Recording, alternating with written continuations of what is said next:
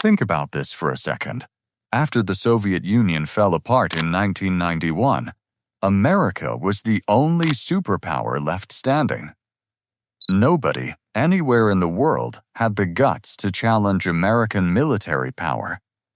But today, that's starting to change. A country in the Middle East, one that's been crushed under American sanctions for decades, is now forcing the world's most powerful military alliance to seriously reconsider its strategy. That country is Iran.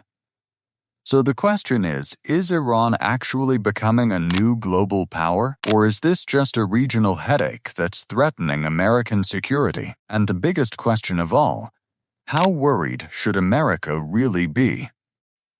In today's breakdown, we're going to try to answer those questions with facts, not feelings. To understand where we are today, we need to go back in history. The Islamic Revolution of 1979. That year, a revolution happened in Iran that didn't just change Iran, it changed the entire Middle East. After the revolution, Iranian students stormed the U.S. Embassy in Tehran. 52 American diplomats were held hostage for 444 days. That moment is still burned into the American psyche. And ever since, the relationship between the two countries has never been normal. In fact, year after year, the tension has kept building. Iran has repeatedly threatened Israel, America's closest ally in the region. It has supplied money and weapons to armed groups like Hezbollah, Hamas, and the Houthis. And it has been running a nuclear program that has the entire international community deeply alarmed. That's the backdrop against which America and its allies slapped heavy sanctions on Iran. This isn't one-sided aggression. This is the result of a long, messy conflict, where both sides have their own justifications. Now let's get to the most important question. When it comes to conventional military power, Iran isn't even in the same ballpark as America. Look at the numbers. America's annual defense budget is around $900 billion. Iran's military budget is barely $10 billion. That means America outspends Iran on defense by 90 to 1. America has 11 nuclear-powered aircraft carriers. Iran has 0. America's Air Force has 5th-generation stealth fighter jets. Most of Iran's fighter jets are leftovers from the 1970s and 1980s. So does that mean Iran isn't a threat at all? This is exactly where it gets interesting. Iran has chosen a completely different playbook. Military experts call this asymmetric warfare. In plain English, instead of going toe-to-toe in a straight fight, you use clever tactics to keep your opponent off balance. The clearest example of this is drone and missile technology. Iran has built drones that cost just a few $1,000s to produce. But those same drones can wipe out infrastructure worth hundreds of millions of dollars. That gap, that imbalance, is the entire point of asymmetric warfare. And it's a brand new kind of headache for American military planners, because now a $1 billion defense system can be challenged by a $1,000 drone. This isn't just an Iran lesson, it's a lesson for every conflict going forward. One of America's biggest foreign policy weapons is economic sanctions. Have they actually worked? The answer is complicated. On one hand, yeah. Kind of. Because of the sanctions, Iran's economy has taken a serious beating. Iran's currency, the rial, has lost more than 90% of its value over the past 2 decades. In some years, inflation shot past 40%. Foreign investment has basically dried up completely. Oil exports have been gutted. Everyday Iranians are living through some really tough times. But on the other hand, not really. The whole point of the sanctions was to force Iran to shut down its nuclear program and stop stirring up trouble in the region. That hasn't happened. In fact, things have gone the other way. Under pressure, Iran didn't buckle. It adapted. It deepened its trade ties with China and Russia. It built trade systems that work around the dollar. And it developed its own domestic weapons industry, so it doesn't have to rely on outside suppliers. This reality raises a tough question for American policymakers. Is a sanctions-only approach actually a real long-term strategy?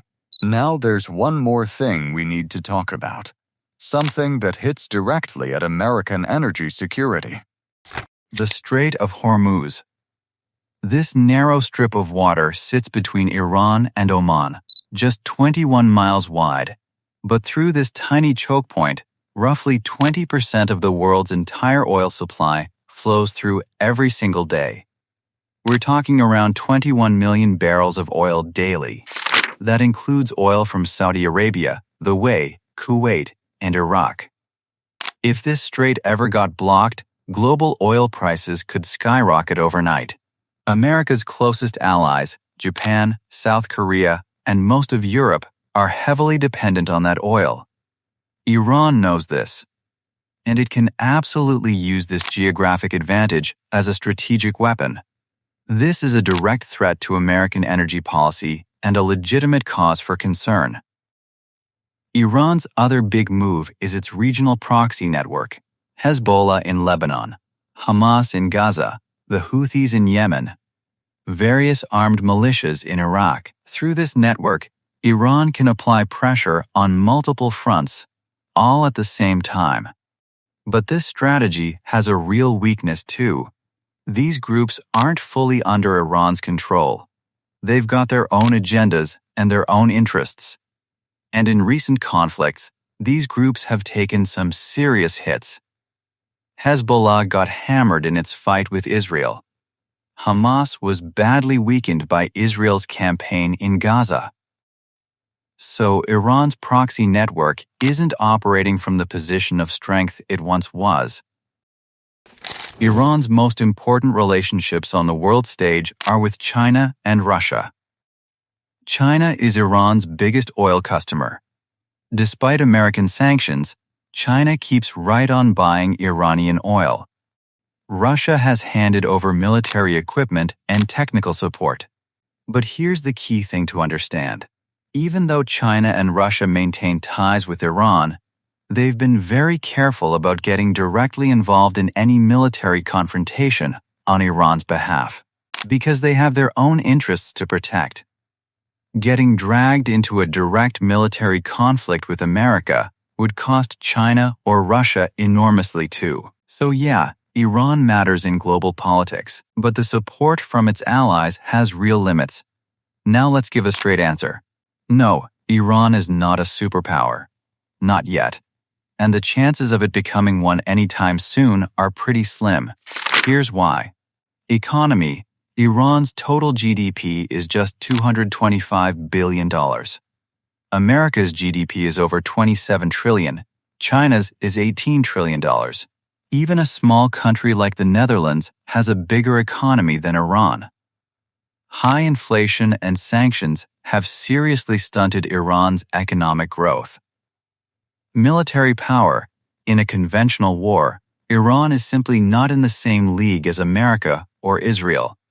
Outdated fighter jets, limited naval capability, way behind on satellite technology, global influence: Iran has zero global military presence.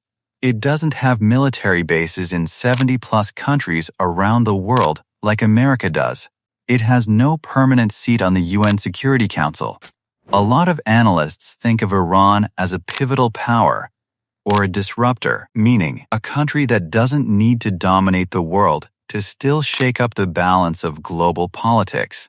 A New York Times analysis put it this way: Iran is now in a position where it's making the architecture of global power significantly more complicated. That's a new kind of challenge for America, because the strategies that worked against traditional superpowers don't always work against a disruptor like this. So what are America's options here? Option 1. Keep the military pressure on. There are short-term wins with this approach, but long-term, it risks making the Middle East even more unstable. And honestly, it's expensive for America too. Option 2. Squeeze the sanctions even harder. This could put more economic pain on Iran. But history has shown that Iran doesn't change its behavior just because of sanctions. Option 3. Go the diplomatic route. The 2015 nuclear deal proved that diplomacy can actually work. But after that deal fell apart, the trust between both sides is basically gone. Every option has its upsides and its downsides, and picking the right one is an incredibly difficult challenge for American policymakers. So where does that leave us? Iran is not a superpower, but Iran is not a country you can just ignore either.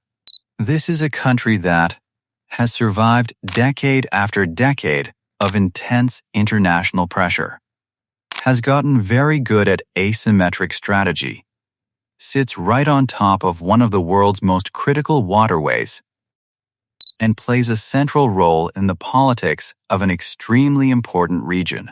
The core message for America is this: you can't treat Iran as just a military problem. This is a complex diplomatic, economic, and geopolitical challenge. And tackling it is going to require more than just military strength. It's going to take smart, strategic diplomacy. Because in a world where strategy often matters more than raw power alone won't solve this. Figuring out the Iran question may end up being the biggest test of American foreign policy for the next generation.